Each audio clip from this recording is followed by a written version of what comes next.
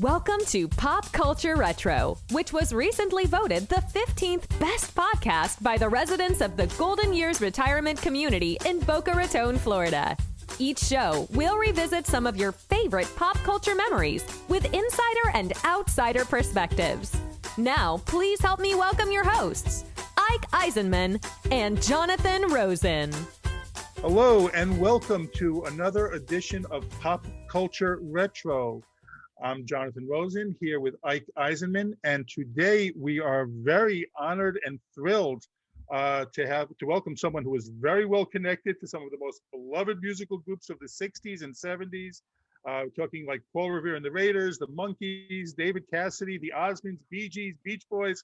She worked with all of them, the former editor of Tiger Beat and the author of the book Meow, My Groovy Life with Tiger Beat's Teen Idols, Ann Moses. Ann, thank you so much for joining us today.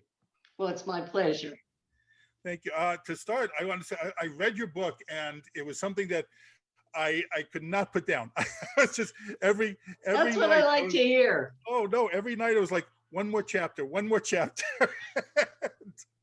And I'm up to like 4:30 in the morning reading your book. Well done.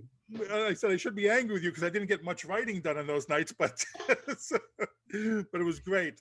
But before we get into that, and I want to start off with how your book starts off, which is amazing to me and something that will connect you to our resident Disney man here, Ike, Disney legend.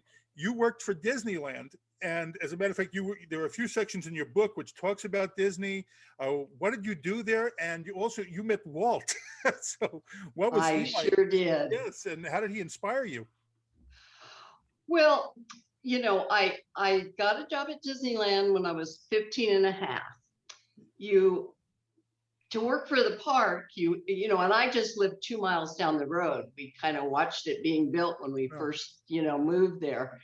And you had to be 18 to go to work for Disneyland.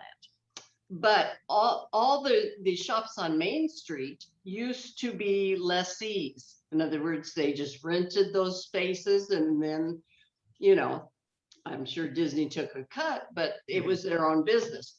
So Sunkist Citrus House on Main Street, and they had another one, Sunkist, I presume, in Adventureland. And I went to work for them because I was dating the manager's son. And so he got me a job. And even though I wasn't, 16 yet, I got to go to work there. And I sold orange juice and lemonade and Jungle Club donuts and lemon meringue pies. And so we were just a little refreshment stand right across the street from the Jungle Cruise. And so Walt just comes in there. No, so the way I got to meet Walt Disney was, I was opening one morning early, and I was just cleaning off the counters, and I always had, some of the other employees would come over for coffee before the park opened, and so it's just basically setting up for the day. But the park was not open yet. So after Walt had been gone around in the Jungle Cruise, because periodically he would ride all the rides and he'd just critique them, after the fact. And he'd say, I don't think such and such is dramatic enough. I think we need to change this so it's a little more anticipation, whatever. And he was there with the supervisors. So they came walking off, and they walked right up to the counter.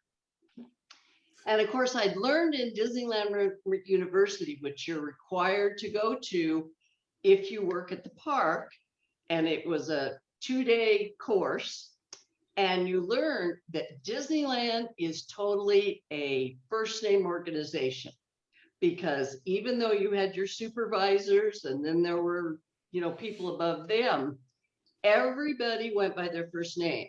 So if I saw my supervisor and he came up, I'd call him by his first name. And my supervisor happened to be Dick Nunes, who ended up being the CEO of all of Disney.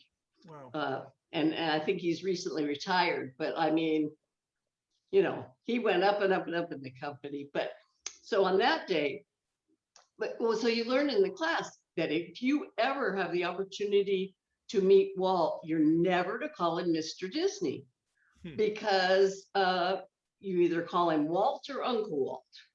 And so he came up to the counter and I said, "What can I get you, Uncle Walt?" And he said, "I'd like some orange juice." So I fixed him some orange juice. And then he was just kind of standing there drinking it. And I was so flustered. I mean, come on, it's Walt Disney.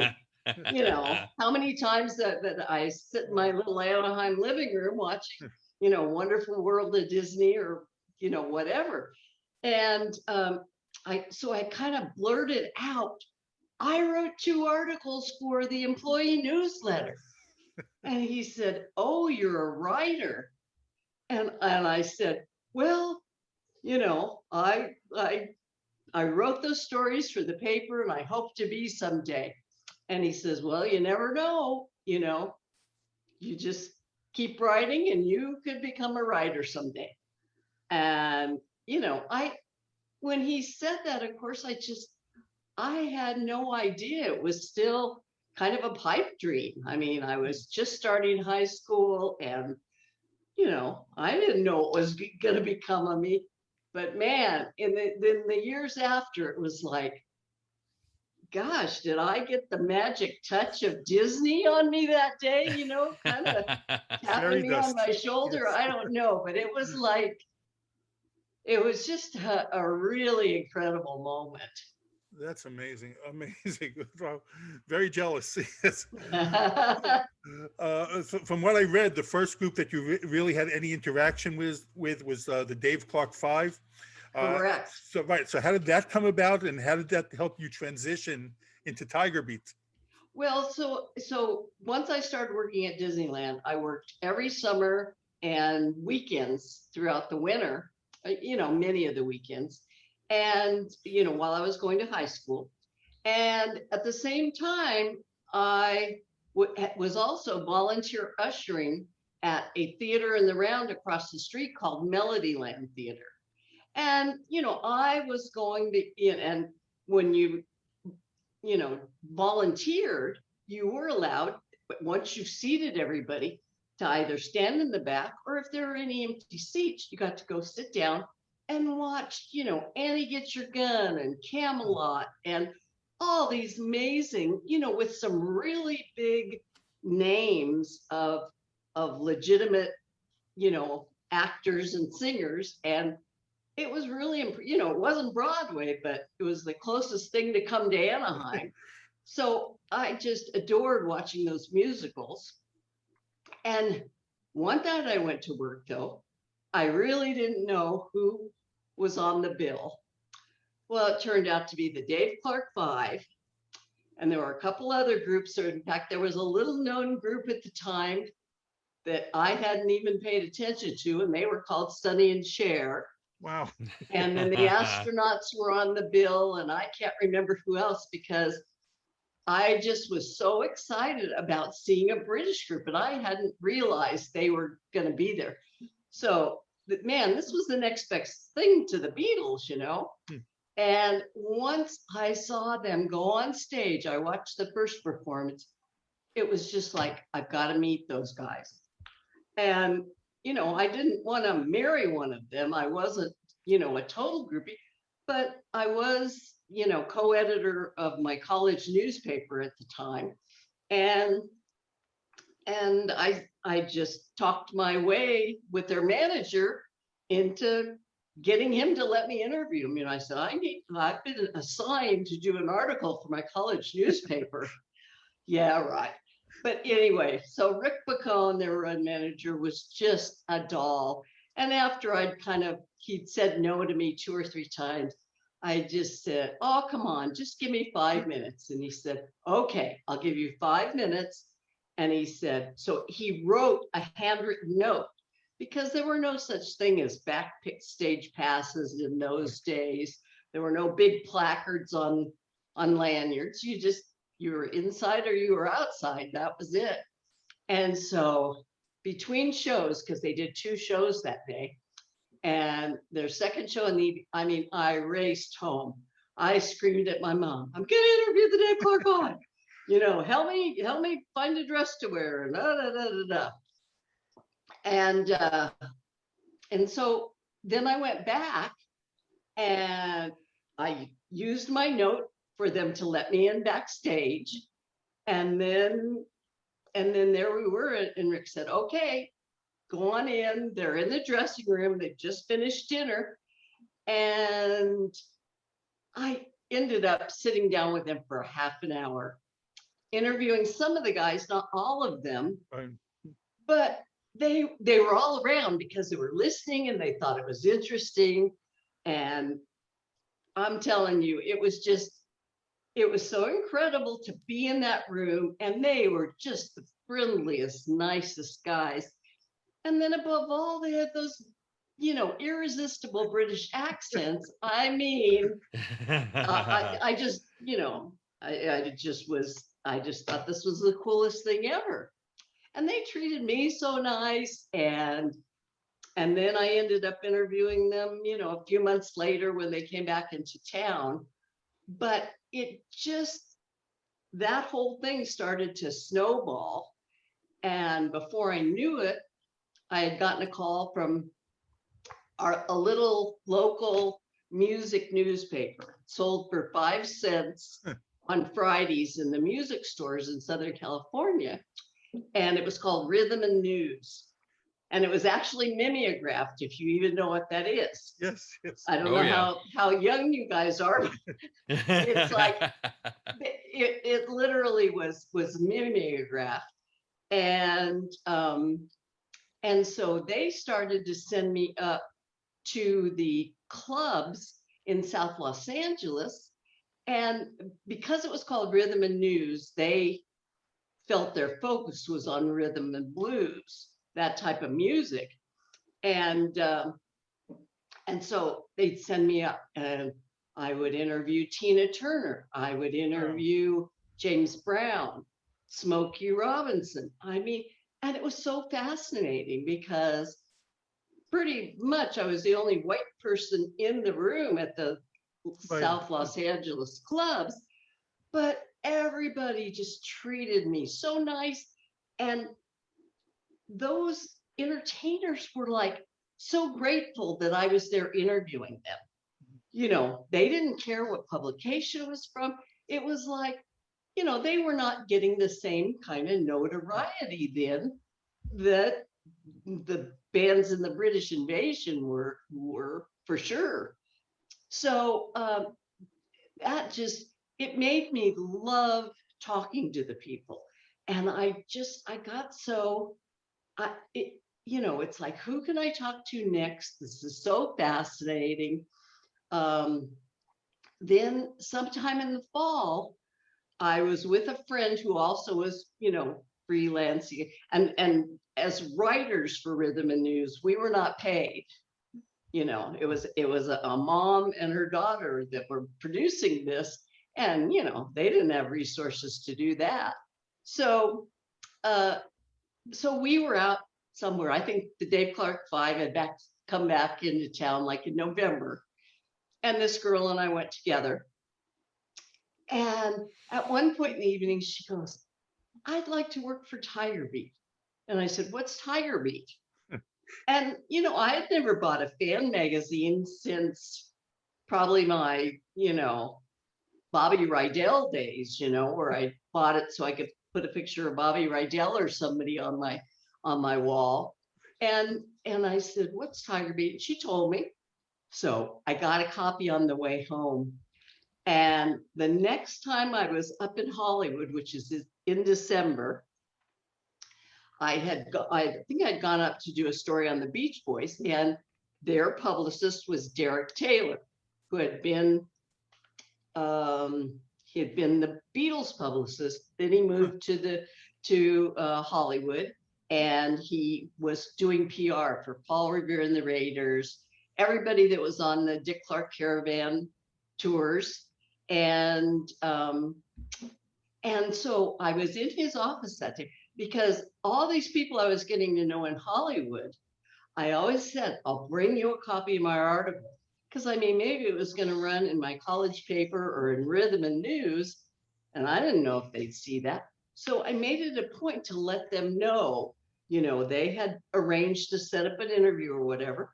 And then, here was my finished story. So I'd gone to Derek's office and I said, here's my last story. He says, oh, great. And I said, well, do you know the people at Tiger Beat? And he goes, well, of course, I do a monthly column for them, which was a column that was all about all of his stable of clients. And so he picks up the phone and he makes a call and he says, well, the managing editor will meet with you right now. Can you go over there right now? And I said, yeah, sure. I don't think I had a resume in the car, but I just went over, I sat down with Ralph and he said, I'm going to let you do 2 stories on spec and we'll see where it goes from there. So I went home, wrote them over the weekend. But he added, he goes, I want you to add a little more Tiger Beat style. So I had to study the magazine. What does he mean by Tiger Beat style? And what he meant was, it was a little bit, here I was, a journalist, co-editor of the newspaper. And so I was, serious about writing, and I'd taken journalism 101 and everything, you can take. And he said, and I realized it was the excitement and sharing, oh, they were so cute, or, not just reporting and quoting and, you just wanted to create that excitement. So I worked on adding those touches, and he still had to edit them a little more to add, because I know in my Dave Clark 5 story, he put in a line that said, even their toes were cute. Because we were all in their hotel room watching the second time they came back, and we were watching them on Hullabaloo or something. And so they were all sitting around without their shoes on. And I had mentioned that in the story, but not in that way. And so it's like, okay, so little by little, I got to see where he was going with that. Sure. Took the stories back in the following Monday, and he goes, well, how would you like to start working for us?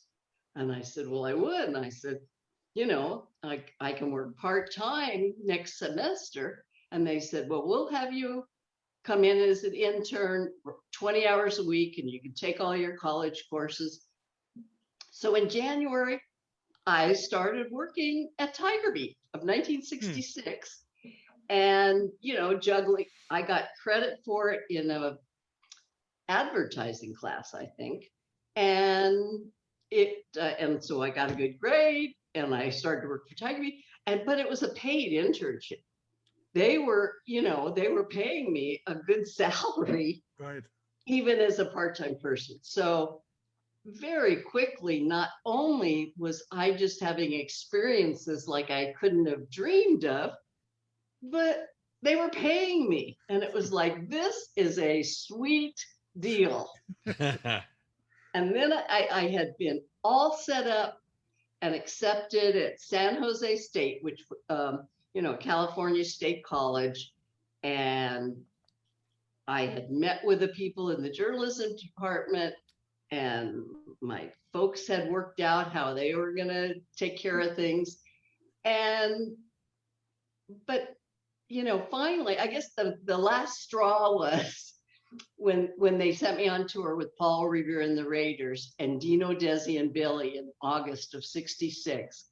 And here I was a week with these, what a great bunch. Just, the Swedish young men, Dino, Desi, and Billy, who I'd met before, and the Raiders. They were all so much fun. And every day we're on the bus, and then they're doing a show. And I just thought, there is no way I'm going to go live in a college dorm and pursue my journalism and miss out on these experiences. And so that was the end of my college. And But it was just the beginning of all the things that would happen in Tiger Beat, and they were numerous. Well, coincidentally, by the way, you mentioned Bobby. I did get to interview Bobby Rydell earlier this year, and he couldn't have been nicer. He's really nice person, extremely. He looked like it. But you mentioned, I was going to ask you this later on, but since you brought it up now, you mentioned Dino, Desi, and Billy. Yes. And I was going to, that you got to spend time talking with Dean Martin and Lucille Ball as well. Oh, Wow. that was that. I'm telling you, Lucille Ball, spending probably 5 hours with her to do Desi's life story, that she would allow me that time. And she invited me out to her office at Desilu Studios, which had become Paramount, but she still had her office from when it was Desilu. And she was just so amazing. I mean, here this icon, to everybody, the funniest woman in America. And she was dressed in this beautiful dress, and then she invited me in. I sat right across her desk from her. And of course, I recorded it all. And we talked about Desi. She told me, and then things she would tell me would lead me to ask follow-ups. But it was like she understood what I was going to need. This was the ultimate professional woman. Mm-hmm. And so she knew probably in her head what great stories she was going to tell me. But then when it was lunchtime, she said, "Would you like to join me for lunch?" And I said, "That'd be so nice." And she had a beautiful table in her office set up with a linen cloth. And then this chef brings in this beautiful chef salad. And it's like a chopped salad, which I'd never seen anything like that. And we sat there and had the best lunch. But at lunch, she just blew my mind. She said, "Now, we've been talking about me and Desi for 2 hours. Now I want to hear about you." Wow. And I mean, I just couldn't even believe it. And so she was so interested to hear what it was like to grow up in Anaheim and work at Disneyland. And she wanted to hear all of my stories. And I was just so overwhelmed. I couldn't believe it. But that's kind of, and she was so genuine. It was just so wonderful. Then after lunch, we talked for another 2 hours. And I don't know, I think Desi's life story was a minimum of 4 parts because I had so many great stories from her. And that was really, I would say, the interview that I was proudest of, and that she just made me feel like I was the most important person in the world while I was there with her. And I mean, it's like, you're Lucille Ball, come on. God, that's incredible. Yeah, she was for sure. Yeah.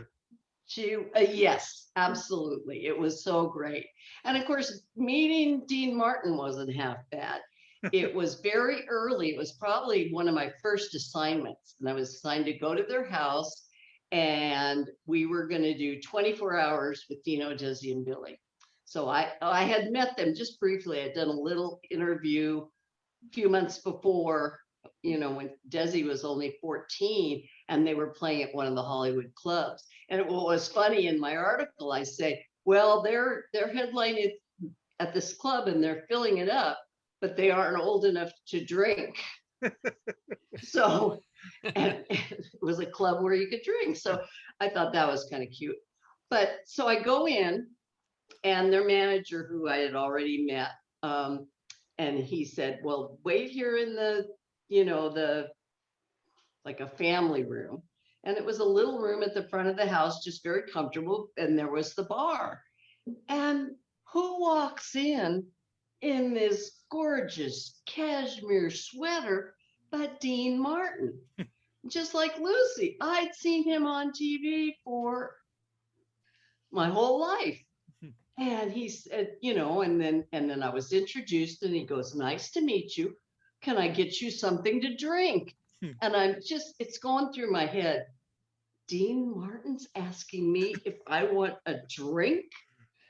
And I know I ordered a Coke, so it was all good. I wouldn't have known what else to say besides that. And he was and then just about the time he's serving me the Coca-Cola, then Desi and Billy troop in and we start going and taking photographs around the house and all those things.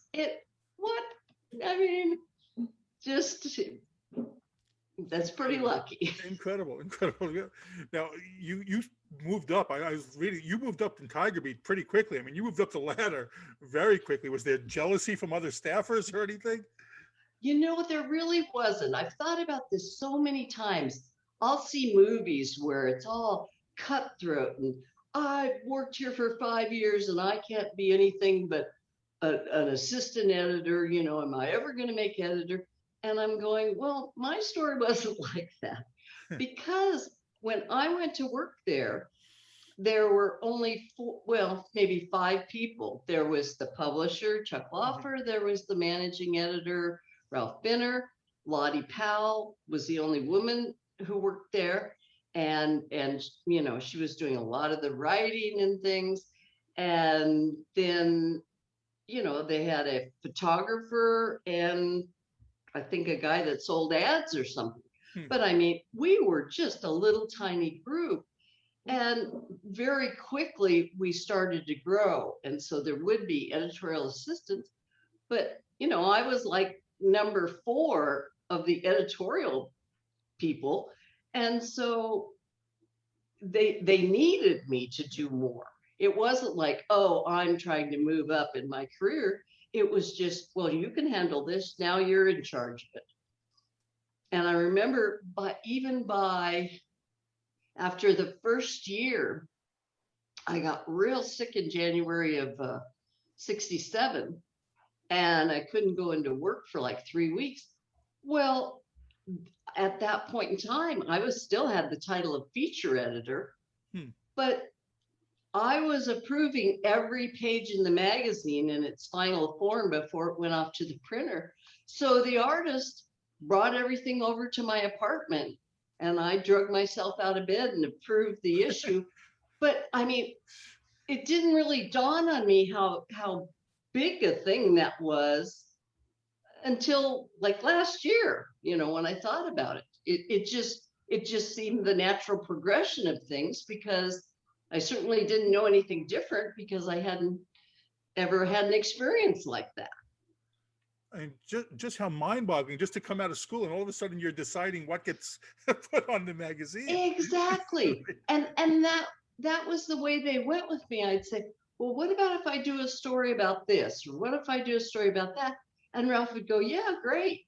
Because he didn't have to think of one. He didn't have to think of a twist. He didn't have to think of who to arrange for an interview or photos or anything else.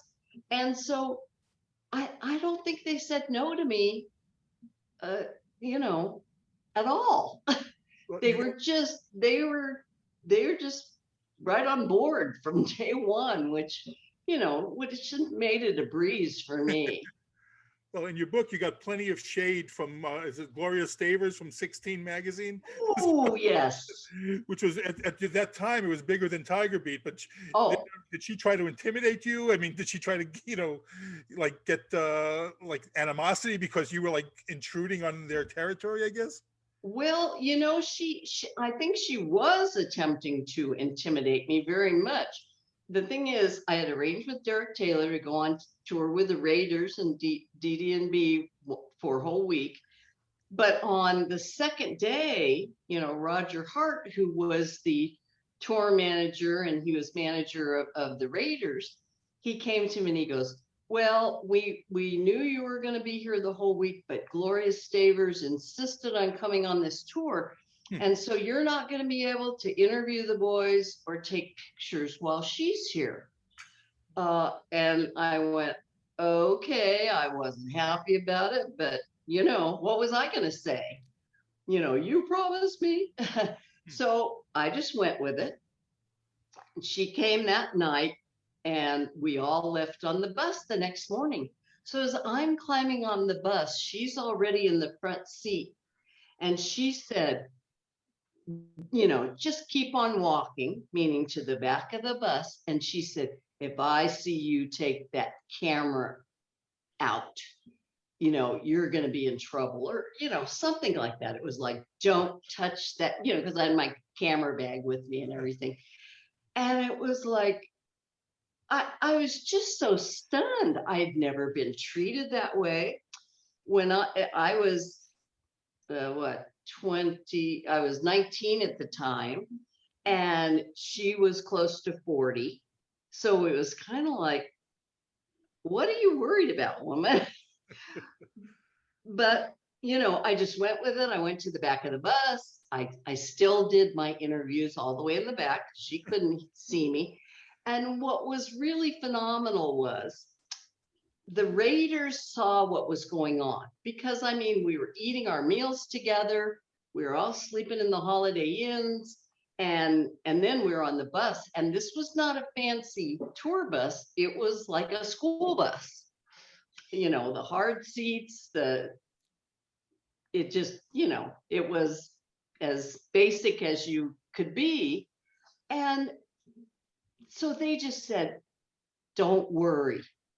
And the next thing I know, the next morning, Harpo's calling me and saying, we're getting dressed for the show. Come on over, and you can take pictures of us shaving and combing our hair and all that. So I did at the Holiday Inn. And then we finally got to the last stop in Miami, and Mark Lindsay said to me, oh, we can go over there. Gloria's off somewhere here, and go over here. You can take some portraits of me under the palm trees. And so we did. So it was like they could just see this little power play, and they were helping me out. So it turned out to be of no consequence that she came in there and tried to be a bully and kept me from doing those things. And I totally just brushed it off, because it's like, what are you going to do to me? I'll take the picture when I'm back in Hollywood. What, give me a break. Well, now, how was it decided who made the cover or who was going to be featured in this story? What did that go by?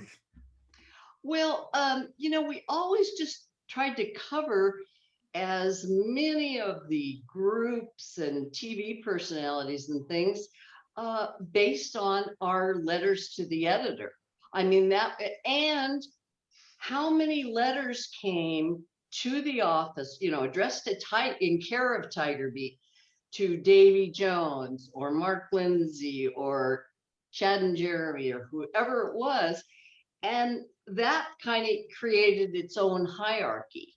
Who was selling, who had a hit record at the time, who was at the top of the heap. And, certainly during the Monkee years, it was predominantly Monkees, but, also some of the other ones. And we basically, that kind of just evolved. So we sat down, and I always got to watch, but it would be Chuck Lawfer that would choose the actual pictures we would use on the cover. And we'd go through the color slides that the photographer had shot, and he'd say, oh no, that one's going on the cover. But by the time they had made me, well, even before they made me editor, they had allowed me to make that choice after I'd been there just about 2 years. So it was pretty awesome. And then I felt like I had a feel for it, Well, to show you, the reach that Tiger Beat had, that in the consciousness. Ike has this great Tiger Beat related story that I want you have to hear. Oh, please! Just how much these actors and celebrities were associated with Tiger Beat. Ike, you got to tell the story. So. Well, forgive me for interrupting your storytelling Not at here with this, all. and this is going to sound like a Shaggy Dog story, so forgive me, but the payoff is worth it. You know, my time in the 70s was the late 70s, and my experience with Tiger Beat, because of course I'd see it at the newsstands, was it was the Bay City Rollers and Leif Garrett and Right. Sean Cassidy, and those guys were constantly on the cover. So I was never actually featured in Tiger Beat, although I did have an article in 16 magazine during that period of time.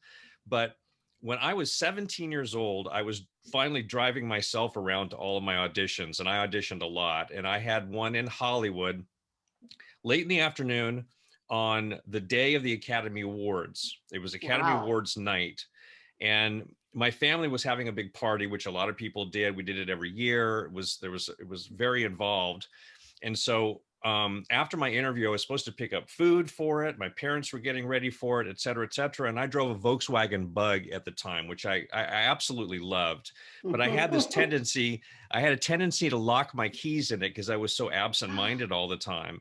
So I left my interview, went to my car and saw them dangling from the ignition and thought, oh, good grief, I've done it again. I don't know what to do. So I'm kind of doing the dumb male thing of like just pushing on the door, pulling on the handle as if I could wrench it open. And this young couple came walking up down the street, just a little bit older than me, a boy and a girl. Uh-huh. And the guy says, do you need to get into your car? And I said, I looked at him suspiciously, but I said, yeah, I really do. And he said, if I can get you into your car, will you give us a ride to Hollywood and Vine, which was about 3 miles away?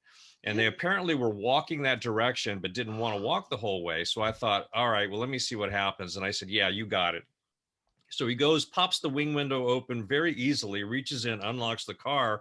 And he did it so flawlessly that I couldn't believe it. So I said, okay, all right, fine. Hop in the car. I'm going to take you. You've saved my life today. And so he gets in the back seat sitting behind me. His girlfriend is the front seat next to me. And I suddenly get a cold chill because I carried around a bag that had my resume, my pictures in it, my hairbrush to get ready for interviews, and then, of course, my wallet and checkbook and all that. But I kept it under the driver's seat when I left the car to hide it. And I thought, all right, he's in the back seat. It's under my seat. Well, there's nothing I can do. I just have to take them and drop them off. So we get to Hollywood and Vine. He says, this is perfect. We'll hop out here. I said, great. Hop on out. He and his girlfriend get out. I pull my car up, a few more spaces, and I stop. I say, I've got to check and see if my bag's okay. So I pull my bag out, open it up, and sure enough, my wallet's gone. It's gone. This is my checkbook, my license. I actually had a credit card in those days. I had cash in there. It was all in one little thing, and it wasn't there. And I thought, oh no, well, they're right around the corner. I can catch these guys. So I hang a big U-turn on Hollywood Boulevard, trying to get back. And boy, no sooner do I do that than I hear sirens. A motorcycle cop pulls me over. I pull over to the side of the road. He gets out, he hops off, he comes up to my window. I roll it down and I said, thank God you're here because I've just been robbed.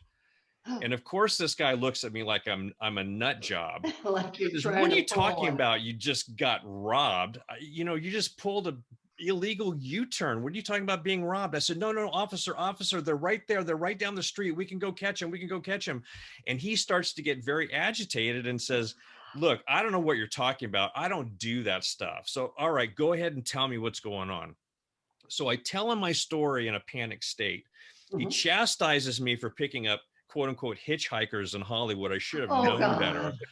And then he says, look, I've got to call some patrol car to deal with this. So he walks away. I'm sitting in my car waiting. And then he comes back and says, he's on his way. Get out, stand over here. And he's cursing up a blue streak with me. And I couldn't believe it. I was incredibly intimidated. I was so nervous and upset. Finally, the patrol car pulls up.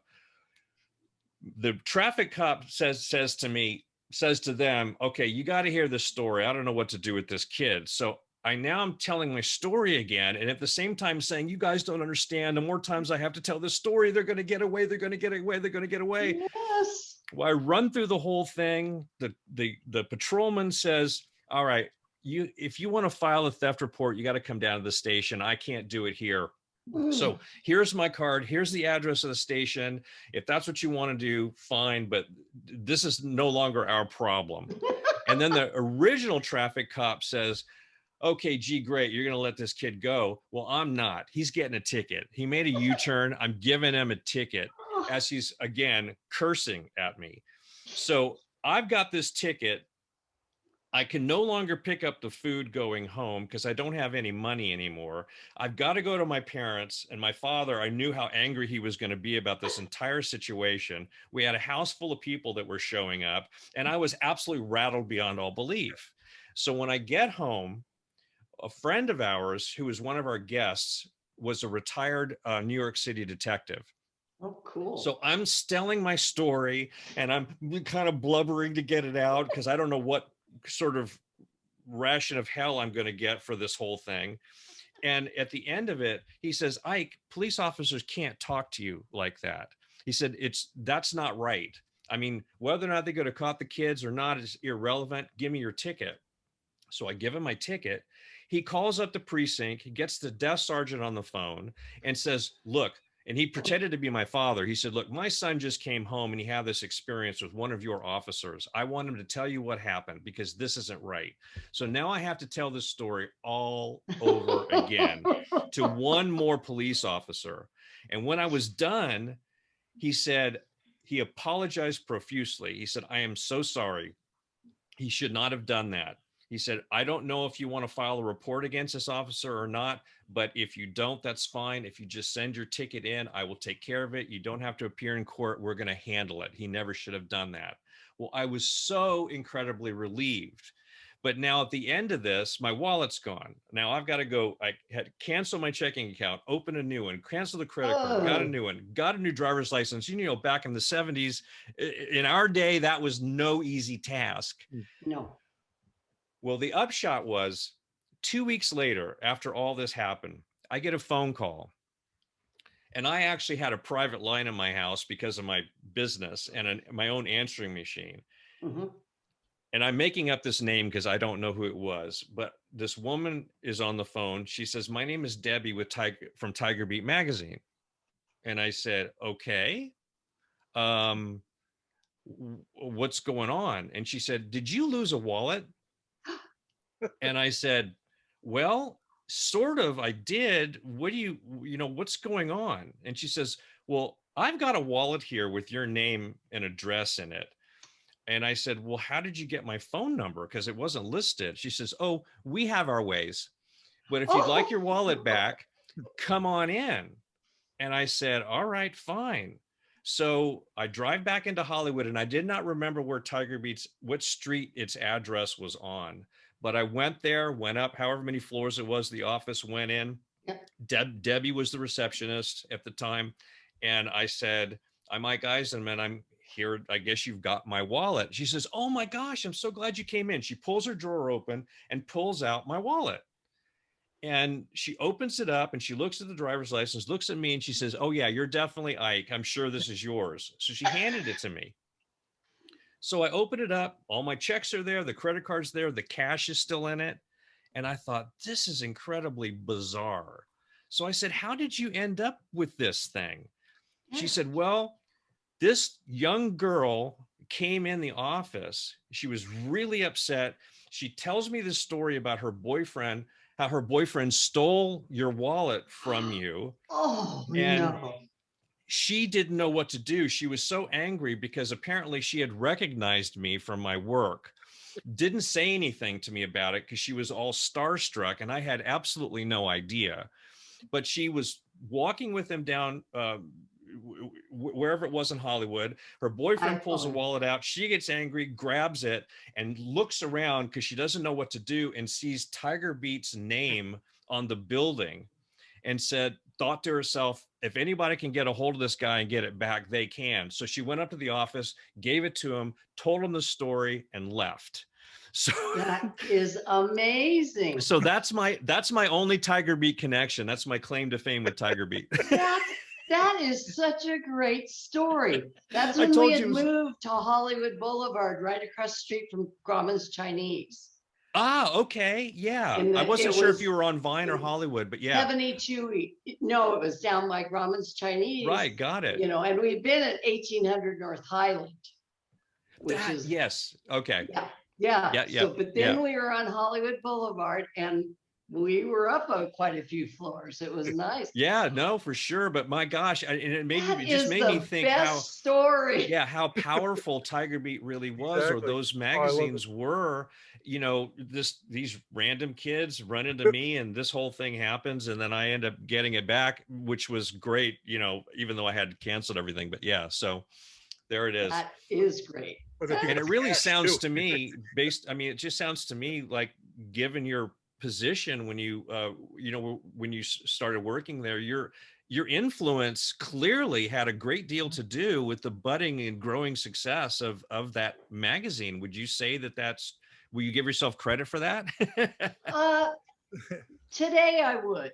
I would. Oh. It's only because I've had the feedback from my book and found out that I was getting fan mail to a degree in those days, nothing like the stars, but people that asked me questions and things like that.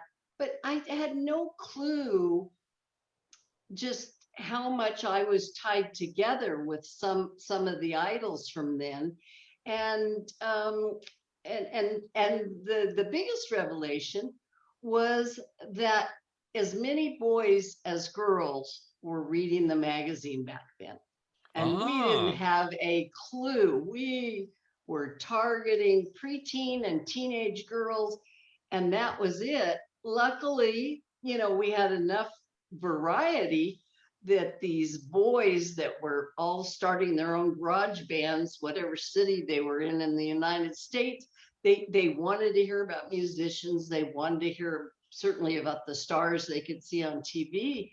And it's only been since I've had this communication with people who've read the book, and that, they would say, I steal my sister's copy, and whatever they were reading too. So, I think we did have an impact. I know for me, I mean, of course, growing up with the Monkees and I loved the show. I loved those guys. I wanted to be Davy Jones. I think that what it was for the guys is we wanted to be the guys and the girls wanted to meet the guys. Exactly. So, I mean, it was like a perfect storm of readership, really. It was good times. Oh man, that's outstanding. Well, I want to know, were there acts that had fallen out of favor at some point that used to, I guess, begged you to still be on and still be in the magazine? I would say probably not. I can't recall any that said, gee, you aren't writing about us, anymore, because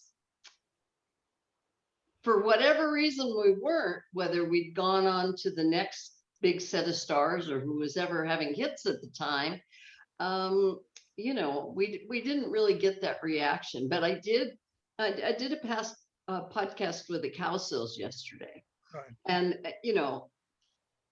for the period where they were having those wonderful hit records, of course we were going to do stories on them.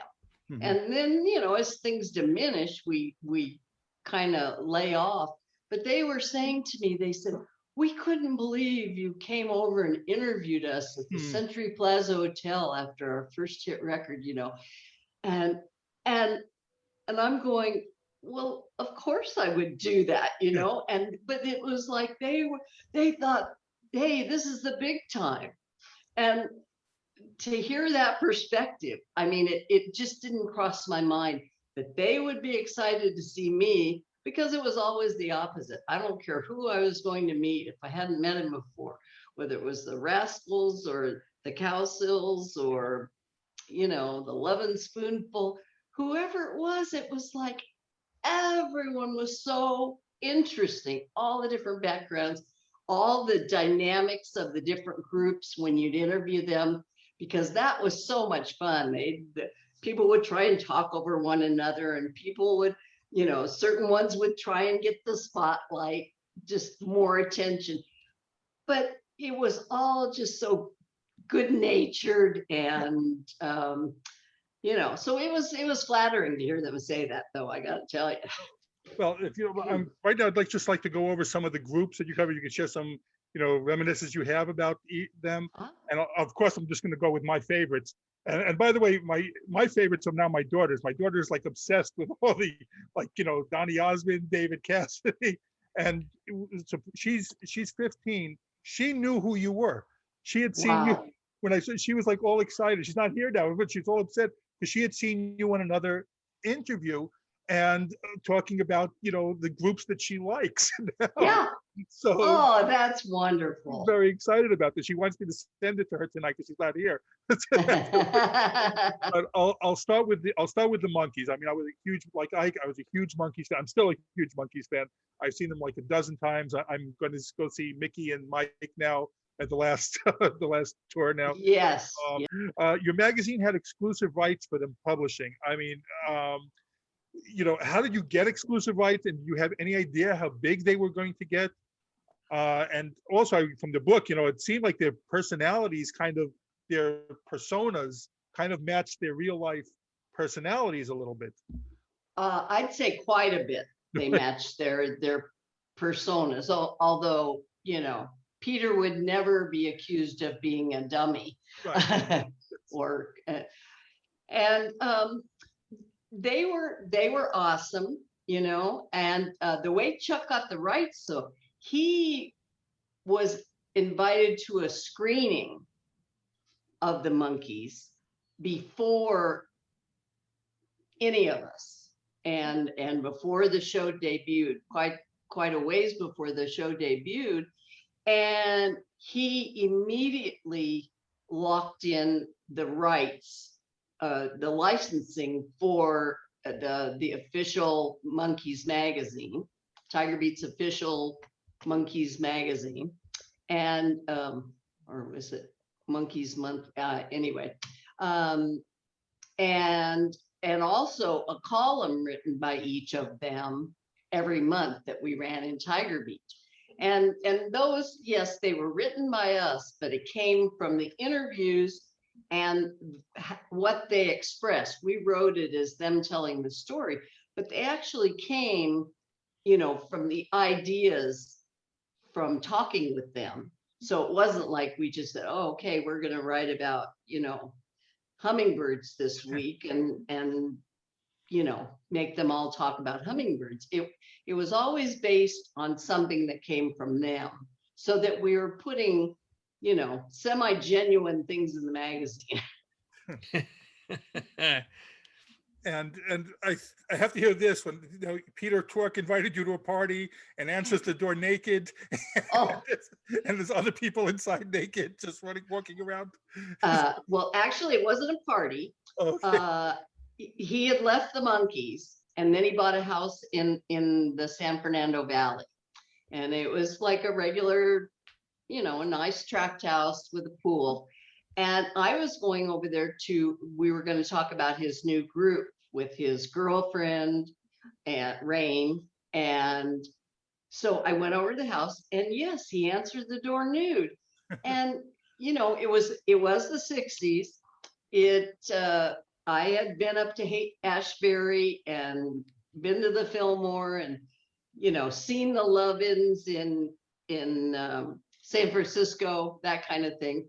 So it's not like I was shocked at all. And he said to me, he goes, well, our house is clothing optional. So you may undress if you'd like. And I said, I'm fine. And then he proceeded to give me a tour of the house. And not everybody, but several of the people were also naked, and they decided to go in the pool. So here are these, naked people diving in the pool. I wasn't fazed by it, because by that time it was like, right.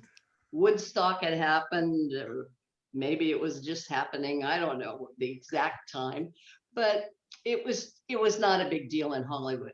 I know when I did a column for CNN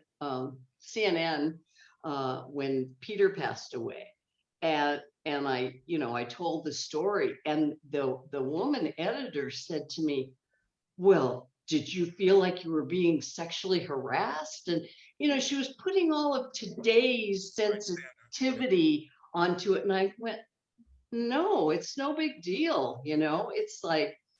Tried to look him in the eye, not anywhere else, as we were talking and taking a tour of the house. But it just wasn't like that back then, and he didn't think twice that I wanted to leave my clothes on. And he was not, disapproving that I didn't want to get nude like the rest of them.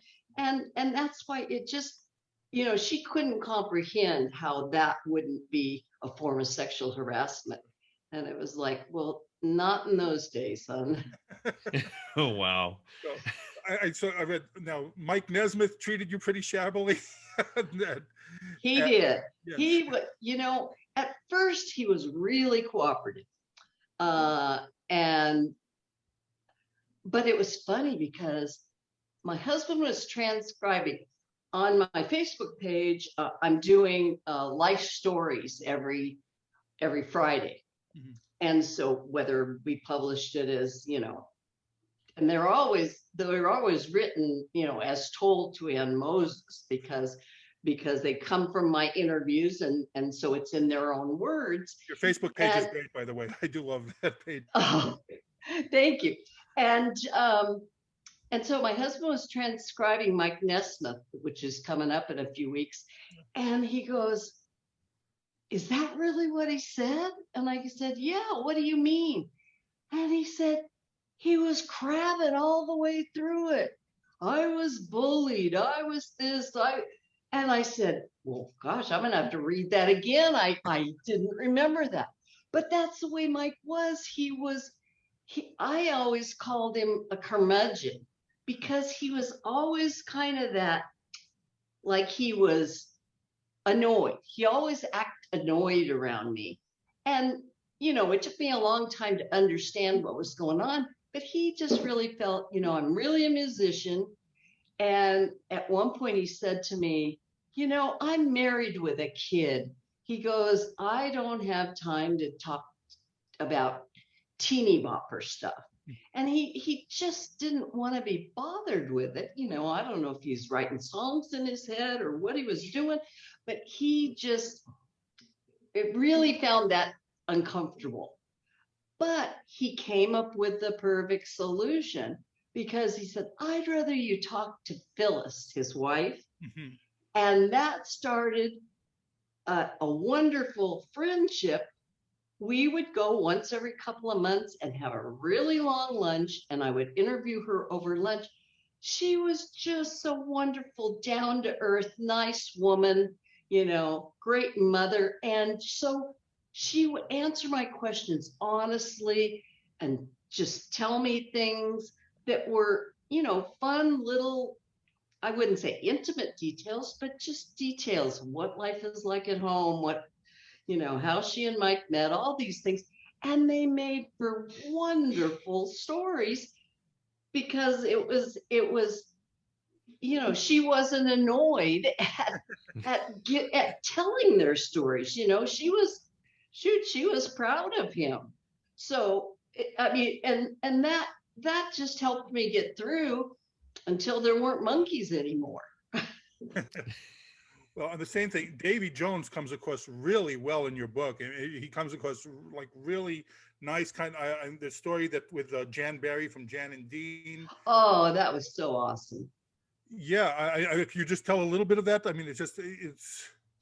Well, I had gone on tour with the Monkees in their Dallas appearances and Houston.